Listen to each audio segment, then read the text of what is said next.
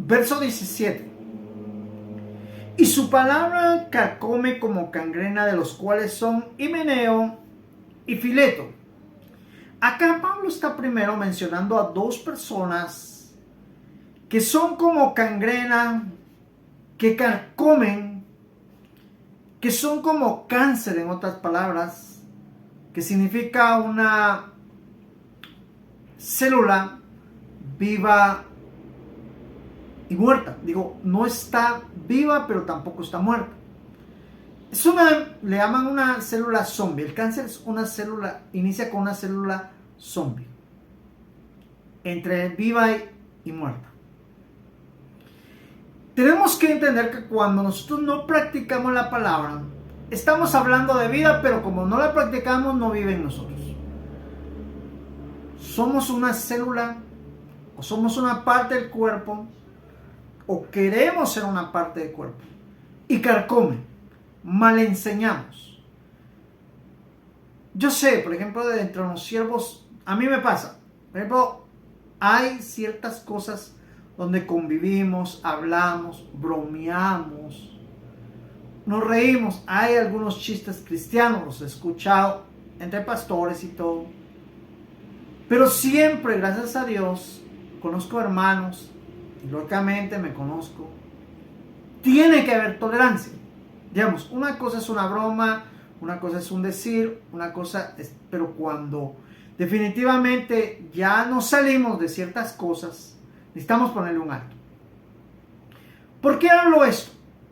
Porque lamentablemente tenemos personas, hermanos e iglesias que nos están mirando. No tratemos de dar una apariencia de perfectos o de santurrones, yo lo entiendo. Pero tampoco practiquemos algo que de cierta manera a veces pasa sobre los asuntos que a veces pasan y pareciera que los tratamos como algo normal. No. Hablo esto porque necesitamos irnos puliendo en la palabra. Digamos, escucharnos. Créanme, a veces a mí me toca. A veces por alguna razón, ya sea por esperar a un cliente en el trabajo o algo, o definitivamente no hay algo que hacer. ¿Qué me pongo a hacer? A veces escuchar lo mismo, las mismas grabaciones que subo. Y créanme, estoy ahí nervioso. No me voy a equivocar. Y veo realmente el poder de Dios obrando en mí. Porque digo, ¿cómo Dios me da a mí esa facultad? ¿Cómo Dios me da a mí eso? Gracias a Dios. Entonces, hablo todo esto porque necesitamos esa continua relación. Digamos, veámoslo así, digamos, aquí podríamos hablar de un atleta, podríamos hablar de un soldado, aquí habla de un obrero. Pero tenemos que entender que cuando tenemos definido lo que hacemos, digamos, en este caso yo estoy como obrero, yo cuando estoy en la empresa estoy como trabajador. Entonces cuando yo me dedico, por ejemplo, en ese momento a trabajar como vendedor que soy. Y cuando estoy aquí como obrero del Señor, entonces, ¿qué estoy tratando de decir acá? Es definirnos y mantenernos en el ejercicio. Es de definirnos y entender que lo que estamos haciendo es cada vez mejor. Si antes éramos buenos, ahora deberíamos ser mejores. Nunca dejar como que de practicar, nunca hay que dejar, bueno, de plano yo ya sé, ya entendí. No, necesitamos una continuidad de capacitarnos dentro de la palabra para ir puliendo y corrigiendo errores y no caer en nuestros errores que vamos a entender ahora en el siguiente verso. Verso 18, Pablo aclara acá. Después de los nombres de las personas que mencioné, dice que se desviaron de la verdad diciendo que la resurrección ya se efectuó y trastornan la fe de algunos. Veamos algo. La resurrección es un baluarte que se hará real cuando Cristo venga. Porque por este momento todos, como seres humanos, morimos. Sabemos que sufrimos la muerte, pero dentro de nosotros, aparte de Cristo, nadie ha resucitado. Alguien me diría, Lázaro, sí, pero volvió a morir y ya no volvió. Tenemos que entender que la resurrección es una promesa. No ha sucedido. Entonces, esto quiere decir que estos varones andaban enseñando que ya había sucedido. No menciona Pablo acá las bases. No dice por qué ellos, en qué punto se desviaron. Pero eso es lo que ellos están enseñando. Claro que trastornan. Claro que hacen dudar. Claro. Créanme, si ustedes me vieran a mí pecando, veámoslo así, y me escuchan a mí enseñando, yo sé que ustedes dirán, el que nos enseña está pecando, ya lo vimos, pecando. Ustedes dirán, bueno, entonces, ¿así se sirve a Dios? ¿O qué está pasando aquí? Algunos dirían, ese es el diablo, o ese es el anticristo, es trastornando, digamos, ya no saben ni qué pensar, eso es su trastorno. Ya no saben ni qué decir, ya no saben en qué sustentar la fe. Yo sé que ya no sé ni qué creerlo, no, de todos aquí, definitivamente, hasta algunos dirían, hasta Dios no existe. Pero eso pasa porque el siervo que no ha entendido que se debe presentar aprobado ante Dios, hace lo mismo que Sansón, juega con la unción, juega con el ministerio, juega con lo que Dios le ha dado, con los dones que tiene, no tiene definido quién es y para qué está acá.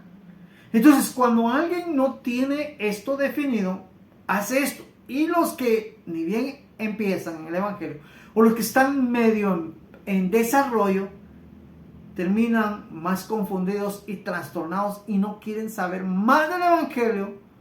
Pero no es porque el Evangelio esté malo, es porque los obreros o los siervos que no saben entender la responsabilidad que tienen como siervos ante Dios y ante los que los oyen, hacen cosas que no son correctas, de las cuales no deben hacer un siervo. Yo sé, alguien dirá, pero usted las ha comentado. Es cierto. Alguien diría, hermano, pero usted, es cierto. Pero tengo que entender que cometí errores, que hice, pero tengo definido, soy un siervo de Dios. Por mis errores no me puedo detener. He tratado de enmendarlos, he tratado de hacer lo correcto y estoy en ese punto. Y hoy en día estoy tratando de entender que mis errores no definen el que soy obrero. Eso nada más me han sido de tropiezo. Eso nada más me han hecho caer. Pero también he entendido que tengo derecho a levantarme. También he entendido que necesito mejorar. También he entendido que con la ayuda de Dios puedo lograr. Y espero que si algún siervo o alguien que esté sirviendo en una iglesia esté oyendo eso, también pueda tener esa actitud. Te puedes equivocar, puedes hacerlo. Reconócelo, levántate y vuelve a servir al Señor de la mejor manera que Dios te ayude a hacer. Verso 19. Pero el fundamento de Dios está firme. Digamos, Dios no duda en el llamado que te hizo. Digamos, todo lo que de Él emana es firme. Teniendo este sello, conoce el Señor a los que son suyos. Y apártese de iniquidad todo aquel que invoca el nombre de Cristo. Digamos, el fundamento del Evangelio, la palabra de la obra de Dios es firme. Digamos, Dios no viene a ser medios siervos. Dios no viene a ser medios cristianos. Dios no quiere tener gente a medias. Entendemos. Hay gente que está iniciando, lógicamente tiene más malo que bueno. Hay gente que va a medias, sí es cierto, está entre lo bueno y lo malo. Hay gente que ha avanzado, es cierto, está más bueno que malo. Una cosa es el desarrollo del Evangelio en ti, el proceso del Evangelio, Y otra cosa es que te quieras burlar del evangelio o de las cosas de Dios. Por ello, necesitamos comprender que Dios nos conoce. Veamos, por alguna razón, digamos, estoy hablando de mi experiencia. Queriendo agradar a Dios, me di cuenta que dentro de mí había algo que no me ayudaba. Había algo que más bien me servía de tropiezo. Dentro de mi humanidad y mi desconocimiento bíblico, entendía en aquel entonces: pedid y Dios os dará. No había leído esa parte de Lucas donde decía específicamente pedid Espíritu Santo. Entonces, dentro de mi humanidad nace el deseo de enmendar y poder arreglar lo que para mí era un tropiezo. Lo empiezo a hacer. Llegó un punto donde ya no pude más y cedí a mi debilidad. Bueno, lo estuve por un tiempo, le rogué a Dios, según yo, que mi debilidad, en vez de alejarme a Dios, me ayudara a acercarme más a Dios. Pero no, me alejaba más de Dios. Y lo hablo porque dice: apártese de toda iniquidad aquel que invoca el nombre del Señor.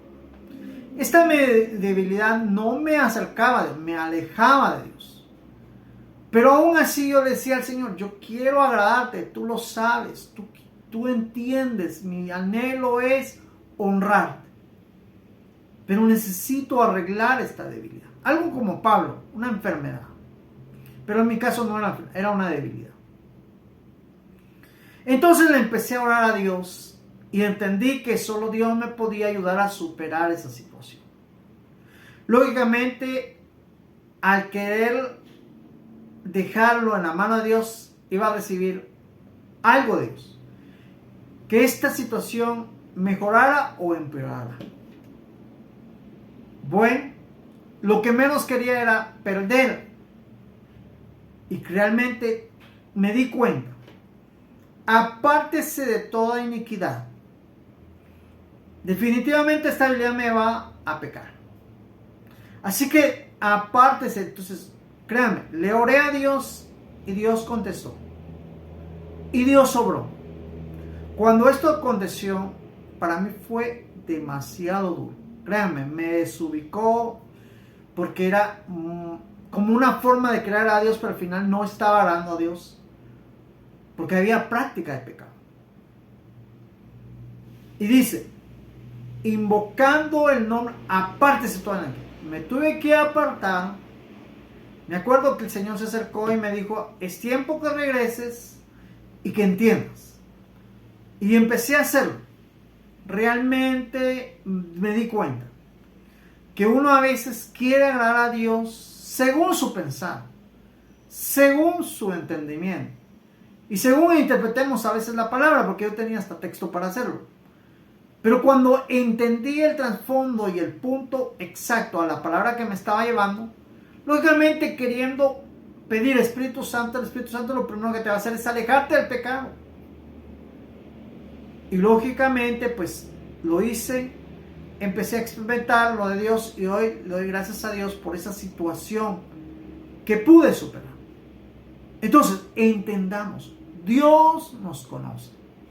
Y a veces Él va a experimentar, yo lo entendí. Él me dijo: necesitabas entenderlo. Me permitió practicar eso. Para que yo entendiera, ¿sí?, que necesitaba apartarme de todo, necesitaba yo, dijo él.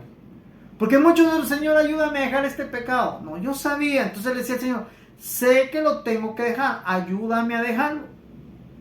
Ayúdame, dame esa fuerza que yo no tengo. Dame esa actitud que yo no puedo. Pero tú sí puedes.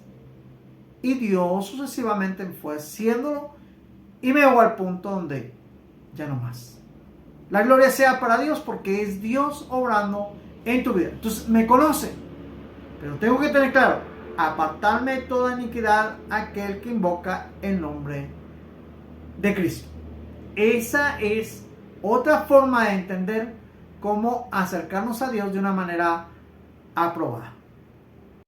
En el verso 20 dice, pero en una casa grande no solamente hay utensilios de oro y de plata, sino también de madera y de barro. Y unos son para usos honrosos y otros para usos viles. Cuando uno entiende y logra comprender la obra de Dios en la tierra, significa que algunos van a entender la palabra, la van a interpretar, la van a enseñar para provecho y para bien, según el propósito de Dios. Pero van a haber también, podríamos decir, siervos que van a malinterpretar y la van a usar mal y van a enseñar mal y van a enseñar impiedad y van a hacer crecer la impiedad. Pero son para cosas deshonestas. Son para aquellos que no entienden que la verdad es la verdad. Que la verdad no es suficiente para ellos. Son para aquellas personas que no entienden y que no les es suficiente el Señor, que no quieren más. Son personas que definitivamente al final Dios permite que podríamos decir, que experimenten las cosas malas porque no quieren hacer las cosas buenas. Créanme, conozco personas, tanto hombres como mujeres, que se han alejado de Dios. Las mujeres por un hombre, los hombres por una mujer. Entonces Dios a veces permite que pase eso para que ellos se den cuenta que ellos no quieren agradar a Dios, sino quieren agradar sus deseos carnales. Eso lo permite Dios. Entonces, por eso es que hay siervos que predican las cosas, pero no practican la palabra, y cuando los ves pecando. Porque son vasos para deshonra, cosas viles, cosas deshonestas. Y esto realmente nos quiere dejar una enseñanza.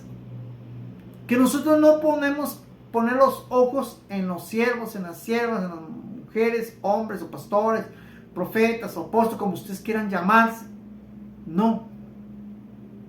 Y que a veces Dios, a aquellos apóstoles, profetas, o que se quieran sentir vanagloriosos, Dios les permite a veces que sean engañados o que sean, de una cierta manera, sufran ciertas cosas malas, para que entiendan que ellos están aparentando agradar a Dios. No se asombren cuando vean esa situación. Hablo a aquellos que están iniciando, hablo a aquellos que están en medio desarrollo, que se asombran por las cosas que pasan en la iglesia. No es asombro. Cuando leemos la palabra y estudiamos la palabra, nos vamos a dar cuenta que todo esto pasa porque entendemos que estas personas no andan de la manera correcta. Entonces viene Satanás y nos zarandea, nos hace hacer cosas malas, nos hace errar, pero son para nuestro bien, para que entendamos que necesitamos correr a Dios, huir de las manos de Satanás y correr a las manos del Señor, para que Él nos moldee, nos forme y Él nos dé esa fuerza y poder entender que no somos vasos de deshonra, sino vasos de honra. Pero eso es algo que necesitamos a veces experimentar. Hay personas que creen, hablando de siervos, que entendemos por la palabra.